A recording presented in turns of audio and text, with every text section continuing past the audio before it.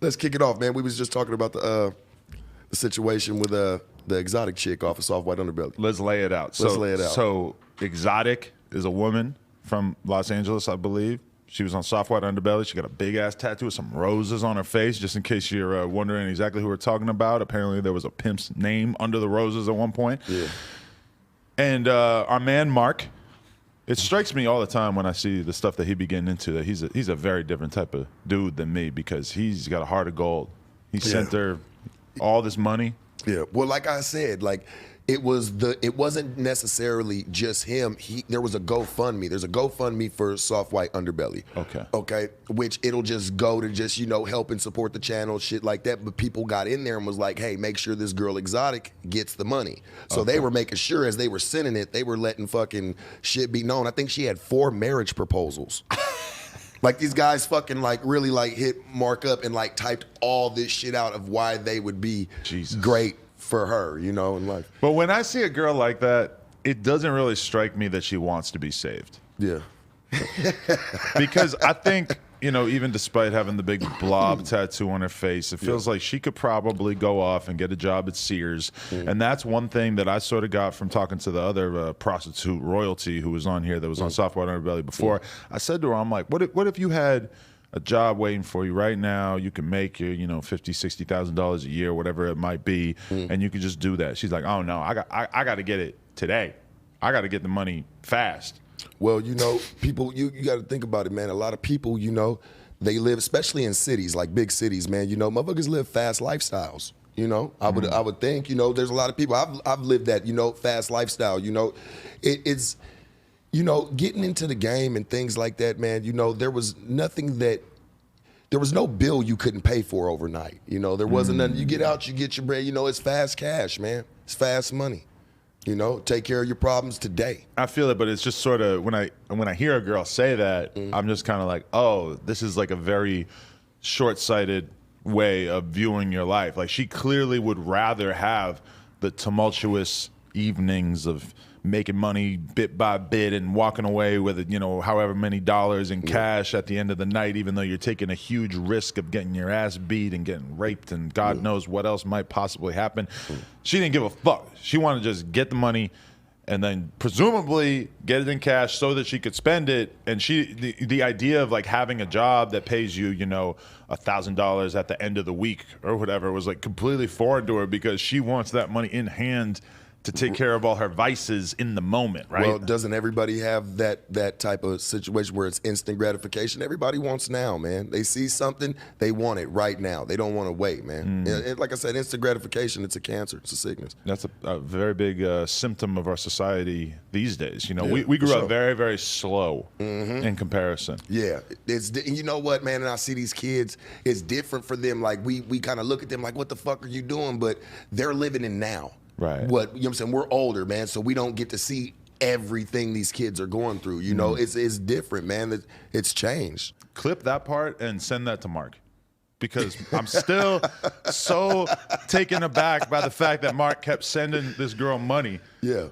When it was like, I'm listening to him tell the story, and I'm like, oh my God, Mark, you really fell for this one. Jesus Christ. To be honest with you, man, I really believe Mark is in it to try to help people, man. I believe he would have did that for a man. He would have, bro. I don't think it's just girls. I don't think it's just he's just doing it for chicks. No, anybody that's came through his channel and he feels like, hey, he can help them or he's in position to help them, he's gonna try. Yeah. And I have to give him his roses on that. There's not a lot of people out here that are at least trying to help. Now, him, getting beat for some of the money, okay, ha. But that's kind of, what I'm saying? But it's fucked up, because there is good people out here that are trying to help people. It's just, I realized very early on when I was working downtown, which is like, I was working around the corner from where he does his thing. Apparently, I haven't seen where he's at, but I was told it was like a couple blocks from where we had our bike shop. I realized very quickly that when it comes to these motherfuckers, and when I talk about these motherfuckers, I'm talking about,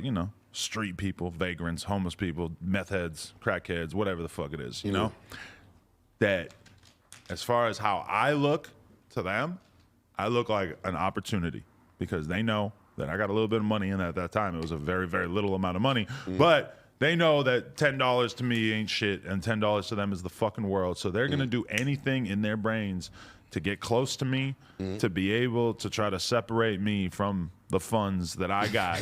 And so as a result, I ain't gonna give you nothing because I saw how it happened. There was this one motherfucker that we called Peep Game for whatever reason who would always be kicking it. Peep Game. We would call him that. Game. He was always at the store. He said Peep Game one time, I think, and we just kept calling him Peep Game. And somebody gave him $1 one time. This motherfucker came back every day for the next 2-3 years because if he came back every day and he even got $1 per year, that's a significant sum of money to him. He's coming for that $1. Bro, it's like pigeons. You feed them once, bro. They gonna be around that motherfucker. They ain't going nowhere, bro. They gonna remember that time remember you threw me that crumb? Yeah, man, I brought a couple buddies. They need some crumbs too. I remember I had a girl kick it with me from like Kansas or some shit, some middle of nowhere ass place. So she's hanging out with me at the store. Yeah. And that dude, I think, comes around and she gives him a couple cigarettes or $1 or some shit. And I had to tell her, I'm like, no. Don't do that. And not just because I'm going to find it annoying, but because you're standing outside of my store doing that, which means this motherfucker is going to keep coming back and keep asking for something. So any kind of charity in that scenario became a huge liability for what we had going on. Well, you got to learn that if you're downtown. I'll tell you this, man. I like to help people, man. I help the homeless, man. I don't want to see nobody hungry, man. Like, yeah, all right, I might talk shit. I talk shit to a lot of people, but I'm talking some truth, man. I don't never be talking just no bullshit, but neither here nor there. Like, I help people. I don't want to see nobody down like that. I don't want to see nobody hungry, man. They stomach touching their back. I know what that shit feel like, and it don't feel good. You know what I'm saying? I know what it feels like to sleep on the floor. See, I'll tell you this, like people who and I'm not saying you've knocked them or knock homeless people, but people who, knock homeless or people like that, like, why don't you do some of the shit that they do? Like, if you laugh at them, right, you feel like it's funny, go through some of the shit they do. Go sleep on the floor for 30 days. Just outside. Sleep in the backyard on the floor. And I'm talking about a hard floor, not the grass. Don't try to get no cushion. You know what I'm saying? And find you a fucked up blanket. Or go without eating where you can only eat 2-3 days. It'll give you a different perspective on what the homeless go through. Now, do I believe that a lot of people out there made them choices? Yes, I do believe that a lot of people made them choices to get themselves to where they're at. But some people, man, you'll be surprised, man. There's people that are really homeless that are not drug addicts. That are not drunk people. My thing is, I can give to a homeless person. When I go downtown, I'll be giving out money. I'll hand people $5 bills, whatever the fuck it is. It's all good because I don't live there. So I get to do that and then move on and go back to where I live behind a big-ass gate, and I don't got to deal with it. When you're side by side with these motherfuckers, I'm just going to keep on these motherfuckers as just like a general tent that you could kind of throw everybody downtown under. No pun intended. A lot of them do live in tents. But I'm just saying, when you're in that environment daily and you start making it clear that you're not that opposed to giving them money, then all of a sudden they are going to find ways to separate you from your money. And with Mark, he's obviously somebody that has bread. It's just you're making yourself way too vulnerable by making it that obvious to people that you're down to help out. If you're going to give, I would say figure out like a more structured way to go about doing it that doesn't necessarily end up with, some girl's pimp fucking extorting you for $20,000 or whatever the situation may have been. Yeah, man, I don't really, I don't really want to get too deep about what he actually It's did. not about him. I'm just general life advice. Because what he did, just general life advice. But, I really believe that he just got stuck in something that when you start, listen, man, how you start is how you finish. If that's how you started giving somebody money, that's pretty much how it's going to finish. I don't think he's had any more problems with that situation. I talked to him. He doesn't seem like he's had any problems, man. He's been just taking care of his business, been dropping content. So, I mean, it sounds like everything's back on board. Because, I've been checking on him, like, just to make sure, because he seemed a little worried, man, because that's not him.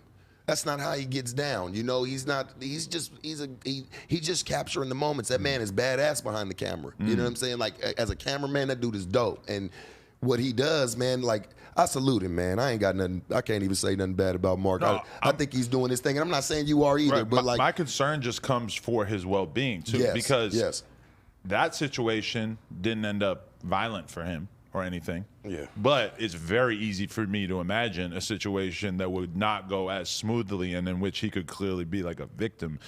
Just because when people realize that you maybe are willing to give so much, who knows what the fuck else could be lurking behind the corner. I told his ass, go get the biggest pistol you can find.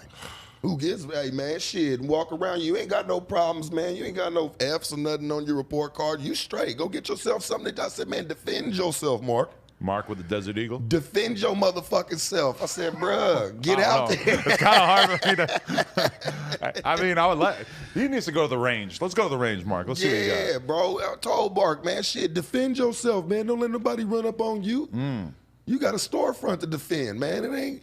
You can't let nobody just come and play with you like that. And he understands, man. You know, he's just not like that. Mark is, there's just some people, man, that are overall just nice people. Right. You just can't really, they don't have that bad bone in their body. And that's when you get worried when you see somebody who's got a heart of gold and they're mixing and mingling with these motherfuckers.